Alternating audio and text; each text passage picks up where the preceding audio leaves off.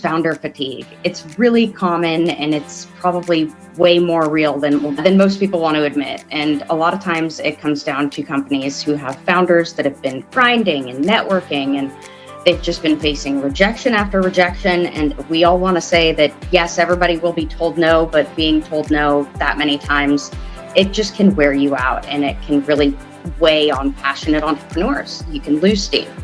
So the emotional exhaustion that directly impacts your business development efforts, those are like 3 things that you can actually take some action on to try to rejuvenate your internal sort of processes and program to be able to get back on the right track when it comes to understanding, diagnosing, and then getting over that plateau.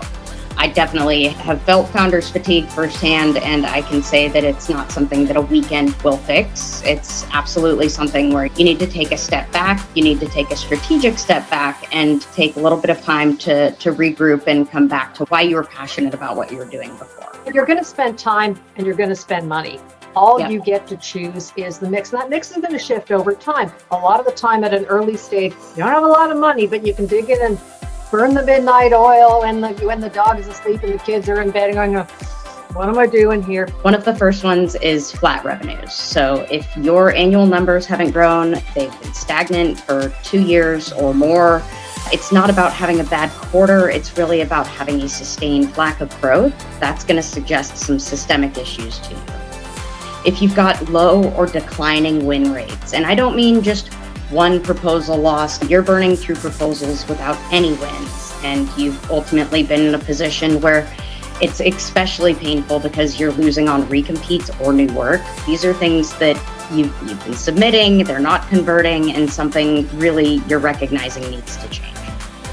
Another sign is customer over-reliance. It's probably the most dangerous sign, I would say, when 80 to 90% of your revenue flows from a single source and you are essentially hostage to that specific relationship. I think a lot of you have probably seen this year that can be especially dangerous when one of your customers might lose funding, might have a shift, and ultimately that relationship can't be counted on anymore. The sub-prep, and oftentimes this is a situation that a lot of small businesses can get into when you are perpetually dependent on prime contractors with no clear path to doing direct business with the federal government.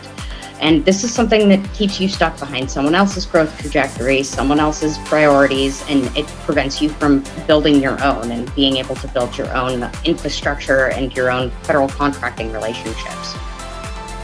You also might find that you come into proposal burnout, and this is probably especially common right now within fourth quarter, when your proposal team, your entire team is stretched really thin, submitting lots and lots of bids, but they're not converting. And it just leads everybody to exhaustion and burnout, and there's diminishing returns.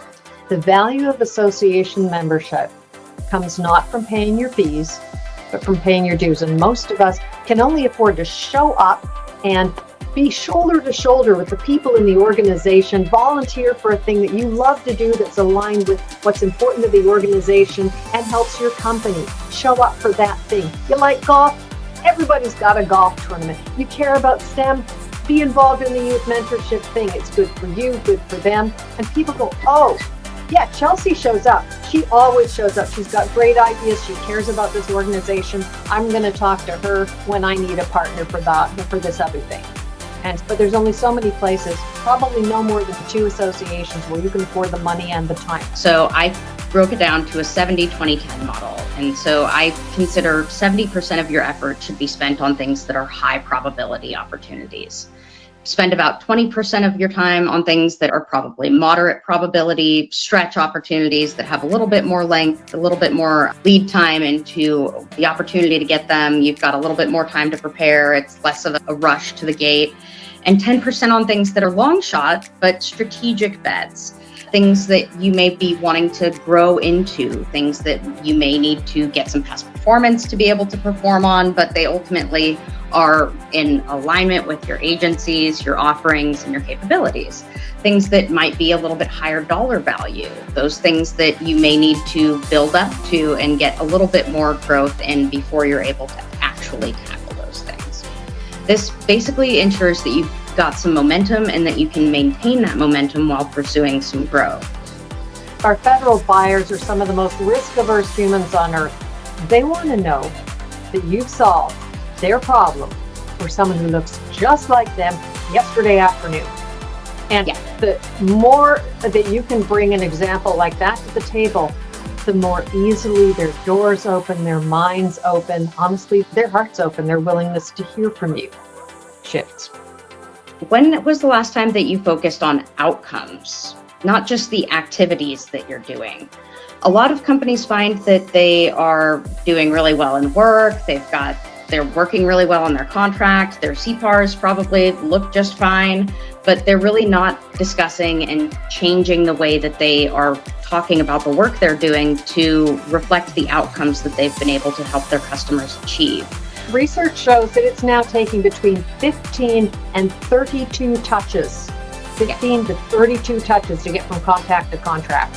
You'll find more about micro engagement, not micro purchase, but micro engagement, also on my website, including some downloadable tools and checklists, because calling up every other week and going, hi, do you need me? Hi, do you need me? Hi, do you need me? That gets old in a hurry. Why do they care?